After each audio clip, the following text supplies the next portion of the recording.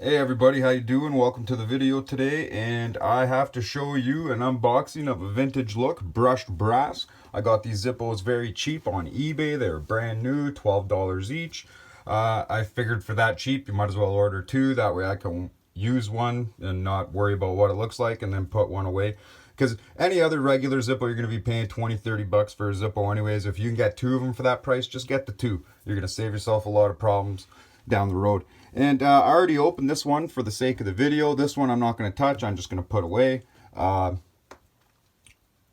went ahead and put a brand new brass pipe insert in there instead of the regular brass insert.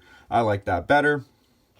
And just for the sake of the video, to show the box, I have this one. This one also came with one. But this Zippo, I'm going to show you what the difference is between this one and a regular classic. So you can already tell why it's vintage. Look at the lid.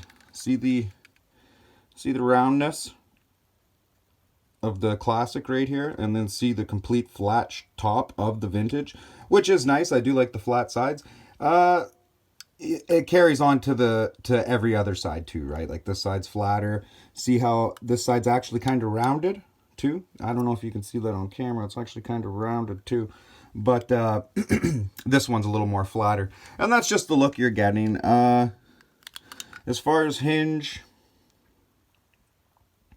you're getting the same hinge. That's the whole point of the vintage look, is this is supposed to be based off like a 37 or 35 with the complete square body. But the problem with those models was the hinge. That's why they changed them, and so that's why they put a basic hinge on there, and that's why they come with just a regular insert too. The vintage look doesn't come with any special insert. It comes with a regular insert, whereas an actual 37 and 35 would have came with different inserts.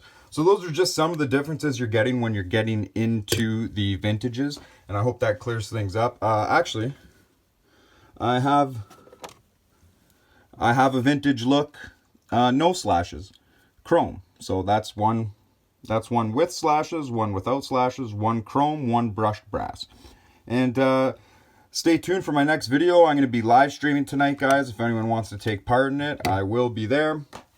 And thanks for watching. Thanks for tuning in. And those are just some things about the vintage look brushed brass with slashes and without.